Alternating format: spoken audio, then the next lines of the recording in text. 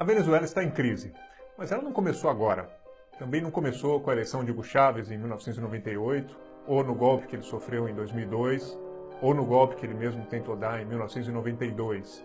A crise atual é parte de uma longa cadeia de crises. Somadas, elas levaram os venezuelanos à encruzilhada ou ao beco em que eles estão agora. Para entender o que acontece na Venezuela hoje, é preciso voltar até pelo menos 1989. Carlos Andrés Pérez era então o presidente. Depois de o governo subir o preço dos combustíveis e das passagens, o povo foi às ruas.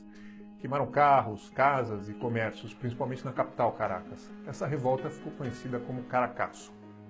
Aquele já era um tempo de partidos e de políticos desprestigiados. O país afundava em casos de corrupção e o presidente Pérez, que tocava uma série de reformas liberais, recorreu aos militares para se proteger. A repressão ao Caracaço foi brutal. Deixou entre 300 e 3 mil mortos. Como muita gente foi jogada em vala comum, o número certo ninguém nunca vai saber.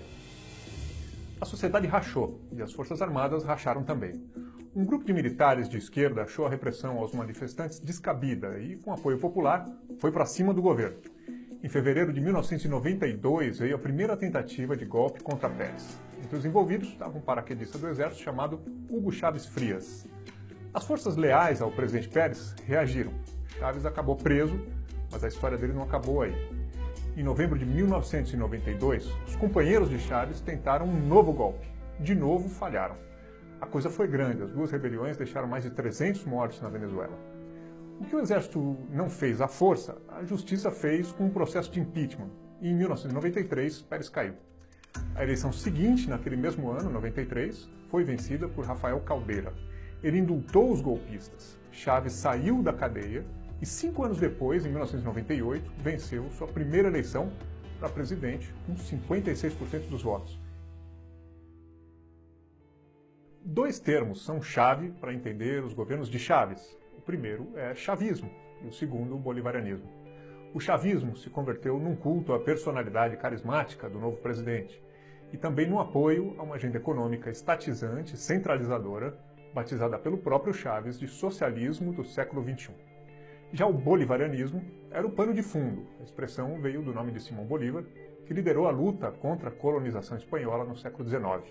Chávez se pôs como um herdeiro de Bolívar, capturando para si uma figura forte no imaginário popular. Em 1999, um ano depois de eleito, Chávez convocou um referendo nacional. O povo foi às urnas e aprovou uma profunda mudança na Constituição. O parlamento foi transformado numa instância unicameral. Caiu a estrutura de Câmara e de Senado, como é no Brasil.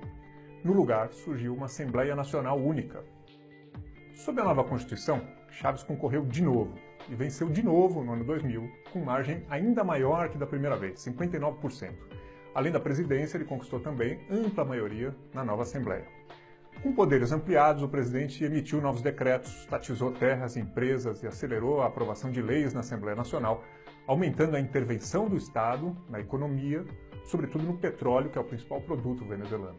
Com isso, aprofundou o seu projeto bolivarianista. Muitos empresários e sindicatos reagiram. O país enfrentou grandes greves gerais e protestos de rua em todo esse período. Até que no dia 11 de abril de 2002, uma marcha chavista e outra da oposição se encontraram em Caracas. O confronto deixou 19 mortos e mais de 100 feridos. No dia seguinte, um grupo de políticos, empresários e militares de oposição tirou Chávez do poder à força. O militar, que havia tentado um golpe em 1992, sofreu ele mesmo um golpe 10 anos depois. No entanto, o golpe foi breve. Tropas governistas reverteram a ação, puseram Chávez de volta no Palácio Miraflores, que é a sede do governo venezuelano, 3 dias depois. A partir daí, governo e oposição radicalizaram ainda mais suas posições. Chávez demitiu milhares de trabalhadores da PDVSA, a estatal petrolífera venezuelana, que eles foram acusados de atos de sabotagem. Em junho de 2004, a oposição convocou um referendo para tirar Chávez do poder. Mas o presidente saiu vitorioso, com 59% dos votos, se fortaleceu. No ano seguinte, 2005, a oposição se retirou das eleições legislativas. A alegação era de que a justiça eleitoral estava tomada pelo chavismo e as eleições já não eram mais limpas no país. Por causa disso, a abstenção foi de 70% e os chavistas mantiveram, assim, a maioria dos assentos no parlamento. Em 2006, Chávez venceu mais uma eleição presidencial, a terceira em 8 anos, com 62% dos votos. Embalado, propôs mais uma reforma constitucional. Entre as propostas estava a que dava o direito do presidente concorrer a reeleições ilimitadas, mas nessa aí o presidente perdeu. No fim de 2012, Chávez concorreu e venceu sua quarta e última eleição presidencial, com 55% dos votos. E já doente, acabou morrendo no dia 5 de março de 2013, vítima de um câncer. Seu vice e afilhado político, Nicolás Maduro, vinha cumprindo as funções presidenciais desde então. Como Chávez morreu antes de tomar posse do seu quarto mandato, novas eleições foram convocadas para 2013. Maduro, que tinha sido motorista de ônibus, sindicalista e depois ministro de Chávez, concorreu, venceu com um pouco mais de 50% dos votos, uma margem muito apertada, e assumiu. Só que 2 anos depois, nas eleições legislativas de 2015, a oposição fortalecida conquistou pela primeira vez, desde a origem do chavismo, a maioria dos assentos na Assembleia Nacional. A nova correlação de forças aumentou a pressão sobre o novo presidente. A oposição tentou convocar um referendo para tirar Maduro do poder antes do fim do mandato dele, que iria até 2018. A Justiça Eleitoral vetou o pedido sob o argumento de que as assinaturas colhidas para embasar o referendo tinham sido fraudadas. A Assembleia se rebelou e o Tribunal Superior de Justiça, que equivale ao Supremo aqui no Brasil, interveio. A economia mergulhou numa crise profunda. A inflação passou de 254% em 2016 e a mortalidade infantil cresceu 30% no mesmo ano. Os avanços sociais celebrados pelo chavismo derreteram. Quando Chávez assumiu em 99, o PIB venezuelano era de 97 bilhões de dólares. Quando ele morreu em 2013, era de 371 bilhões de dólares, ou seja, o PIB foi multiplicado por 3. A expectativa de vida aumentou, mas esses indicadores começaram a mudar quando o preço do petróleo despencou. A dependência do petróleo como motor da economia fez com que a Venezuela não investisse no desenvolvimento da indústria e da agricultura ao longo dos anos. Com uma balança comercial positiva, o país usava dólares que entravam para importar o que não produzia.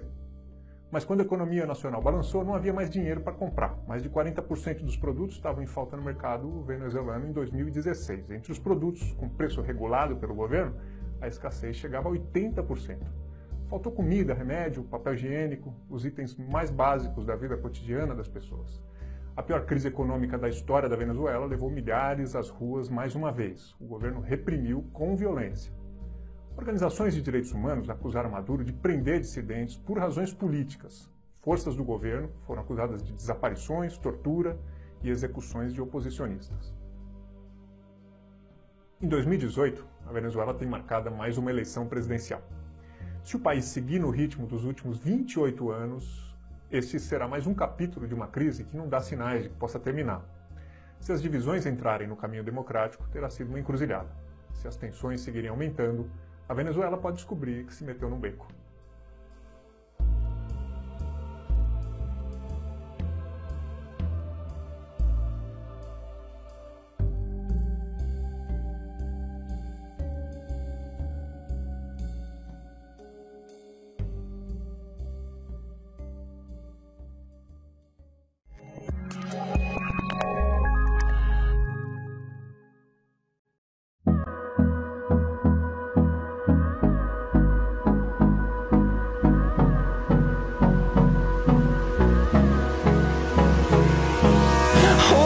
Close till I get up. Time is barely on our side. I don't wanna waste what's left. The storms we chase are leading us.